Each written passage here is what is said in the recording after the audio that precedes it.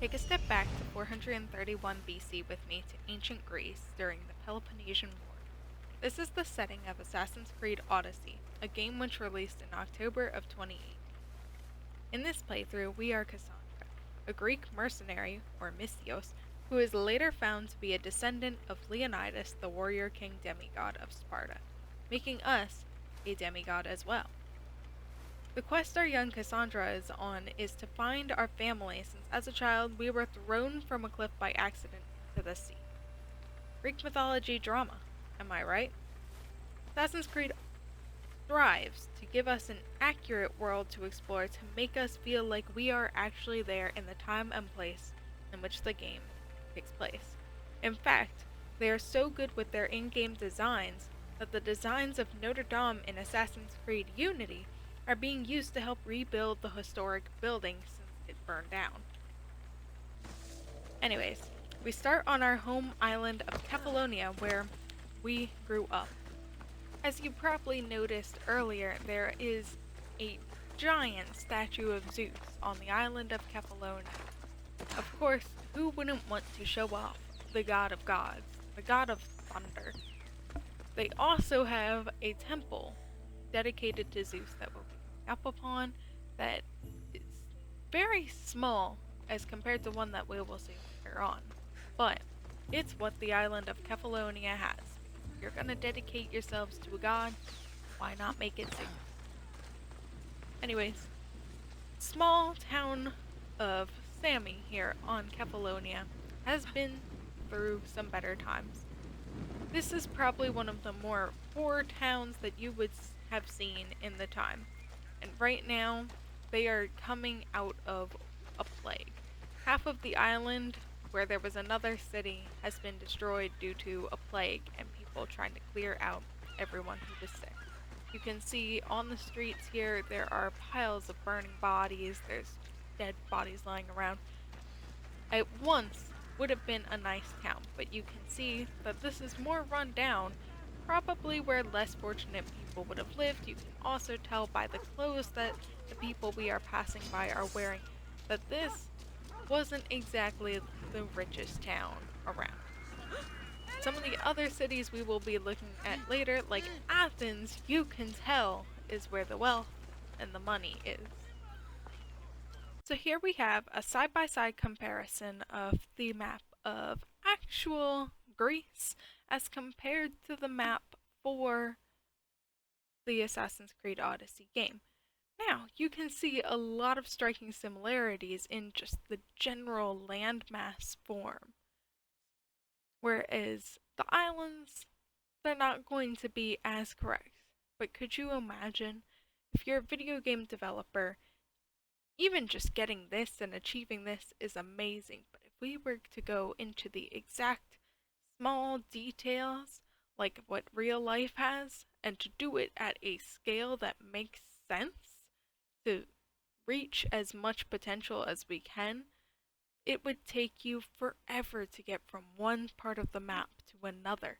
It'd take you hours to walk just through one portion of Greece as compared to just the few minutes that it takes now. The small island of Kefalonia only takes me probably 15 minutes to trek across at most. Real life, of course, we know it's gonna take a lot longer than that. Once again, it's not exactly something we can go and just make it happen. So now we're gonna continue our adventure and move on to our next area. Yeah, away we go. So here we are now in Olympia, where we can see the massive Temple of Zeus. This is so much bigger as compared to the one I just showed you in Kefalonia. Colors are more vibrant, you can tell more money and effort was put into it. Like I said, this is Olympia, so of course we have a racetrack that would have been used back in the day for people running, for people racing horses like you can see here. All it is a dirt track with some wooden seating and some columns in the middle for decoration. but this is so much like what you would have seen back in the time.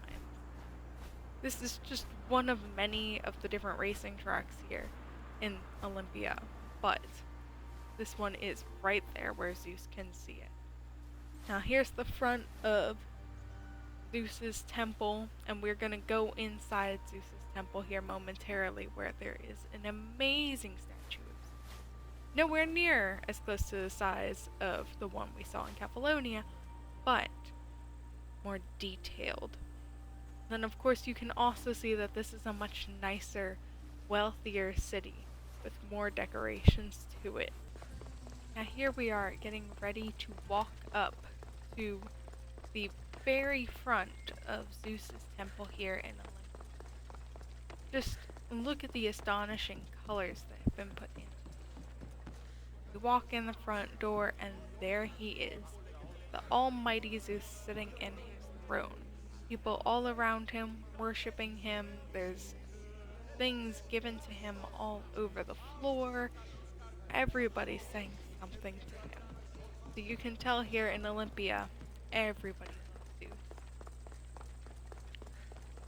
If we walk out here to in front of his temple, we can also see another statue of Zeus holding his lightning bolt, as well as some very important people in other statues nearby for him. But all in all, it's a beautifully decorated city, so much different from what we just saw in Cephalonia, a poor city. But this is what it would have been like to walk through Athens, or Athens, Greece, and you can just see all of the statues, colors, and it's everywhere. Such a beautiful place to have been at the time, and a video game that did its research can bring you into that world that we can't get back. Now, I wasn't going to do any recording at night, but just take a second and look at how beautiful the massive city of Athens is at night. We brought it up. Might as well come here, right? But this is just a huge scaled city as compared to the other two cities that we went to. You can see the Parthenon here in the background that we're going to take a better look at. This is what the Parthenon would have looked like whenever it was still built and still in good shape. And you can tell that the columns are there, the structure is there. This is what Parthenon was supposed to be. Down here you can notice that there was a theater where people could go to and plays, play music, anything like that. Also some other local temples nearby that were dedicated to different gods. Down here is one of the examples. There was just so much all compacted into this city of Athens where everybody would come and worship, of course, Athena. Look, you can see the Greek statues and everything around here.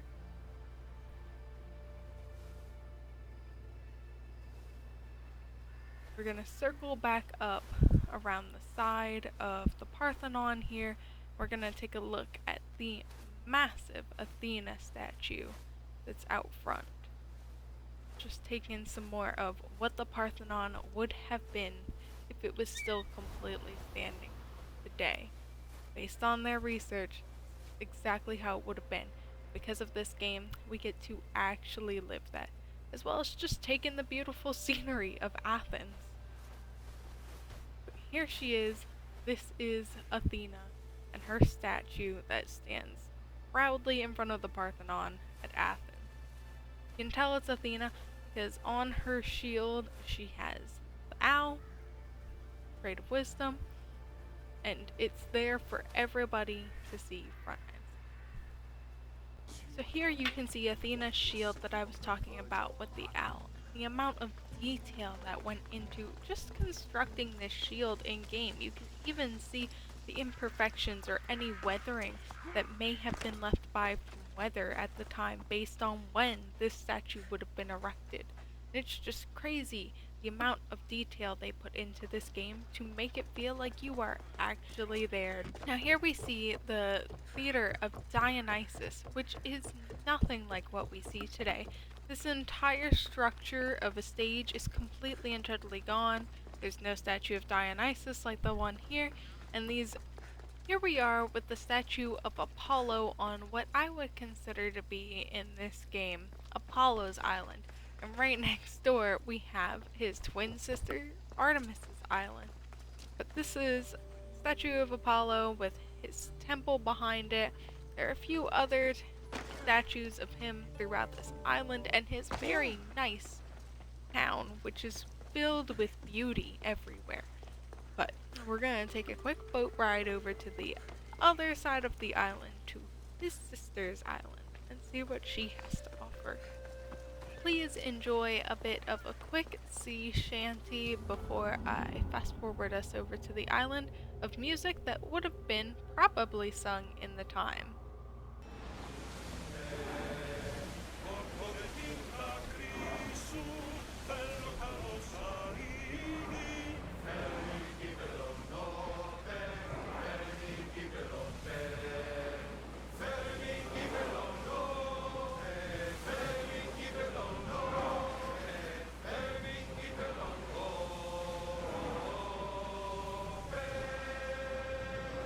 So here we are over at Artemis's Island. We're just gonna do a really quick run through. You can see once again all the bright colors and how well put together this city is as compared to a city that is not dedicated to a god like Artemis. I mean, this entire island, like I said, since it's the twin island to Apollo, it's pretty much just her island dedicated to her. You can see her temple off in the distance over there, which we're going to get a closer look at here in a second. And you can also see the giant statue of Artemis off in the distance, which we'll get to look at. But here is her temple.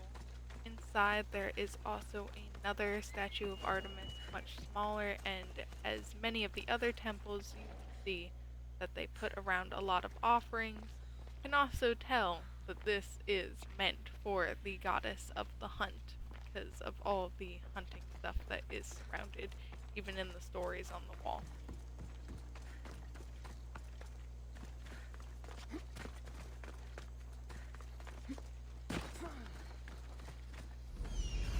Here we are, we're able to take a closer look at the Artemis statue. Of course, you have Artemis with her bow, which is what she's most known for. Looks like she's getting ready to shoot an arrow off into the sky. But the sheer size, detail, the weathering, like, it makes you feel like you were actually there back when this was still standing free. Now we're almost done with our journey here, so I just wanted to say some things that I wasn't able to show while in this game. You can interact with multiple different famous people or gods on many occasions, but that would have taken hours upon hours for me to catch up and level to get to that point where we can literally go to Atlantis and we can talk to the Sphinx, we can fight the Minotaur, the Centaur, we can meet Heracles, go find Poseidon's trident. There's a lot of things that you can do in terms of finding things in ancient Greece that I wouldn't have been able to accomplish in this amount of time, but it's cool to just be able to interact with the things that people believed were actually there during the time.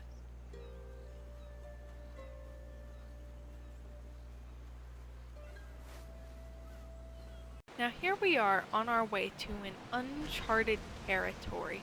You pull up the map of Assassin's Creed Odyssey. This island is completely and totally unmarked, unnamed. There's no easy way to get to it other than by boat. Now, as we start our journey to this island, waters are nice and calm. But as we start to get closer, the waters get choppy, and that gives you an idea of the final god that we are going to see a statue of in this journey, Poseidon.